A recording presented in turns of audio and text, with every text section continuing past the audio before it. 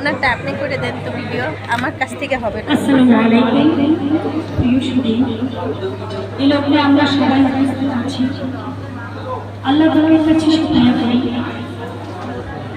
কাজী সাব্বির ভাইয়ের সভাপতিত্বে জাতীয় সাহিত্য অধিদপ্তর বাস্তবায়ন পরিষদের যৌথ মত বিনিময় সভায়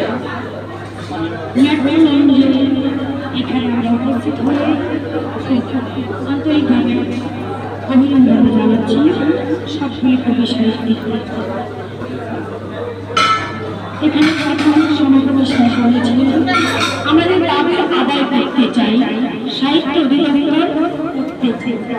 এটাতে আমরা যদি সবাই একমত হই, একতাবদ্ধভাবে কাজ করি, অনুসরণ করি, দেশে লাগে, ইনশাআল্লাহ এটা আমরা মাননীয় প্রধানমন্ত্রীকে আদায় করি। নজরুল এবং জীবনানন্দ দাশের কথা বলা হয়েছে, ভাষা আন্দোলনের কথা উঠে এসছে। আবার আমরা সবাই সাহিত্য অধিদপ্তর বাস্তবায়ন পরিষদের জন্য মাননীয় প্রধানমন্ত্রীর কাছে জাতীয় সাহিত্য অধিদপ্তর বাস্তবায়নের পরিষদের এই চিঠিটি স্মারকলিপিটি আমরা দুবার পৌঁছে দিয়েছি। আমরা সাংগঠনিক কাঠামো তৈরি করেছি। আমরা এই সাংগঠনিক কাঠামোকে ধরে রাখার জন্য সবগুলি কবি সাহিত্যিক একতাবদ্ধভাবে কাজ করব, যেন আমাদের সাহিত্য অধিদপ্তর হরণ করে বা বরণ করে বা অর্জন করে নিতে পারি। এটাই আমাদের লক্ষ্য, এটাই আমাদের চিন্তা।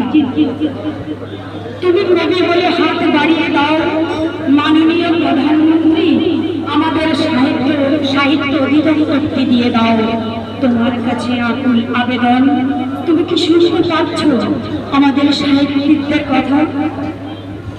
সাংগঠনিক কাঠামোতে আমাদের অনেকগুলি রুলস এবং কার্টিসি আছে, এসব আমরা মানব এবং জানব এবং শিখব। All the people and all the population and all the personnel, good luck, God bless you, and you, good writer and poet. Thanks God.